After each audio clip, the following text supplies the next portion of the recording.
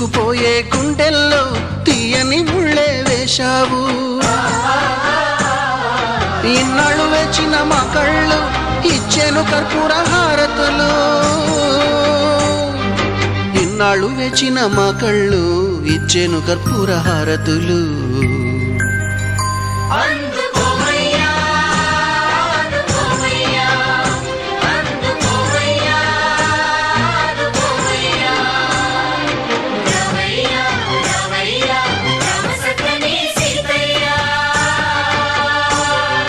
రావయ్యా రావయ్యా రామ సక్కని సీతయ్య.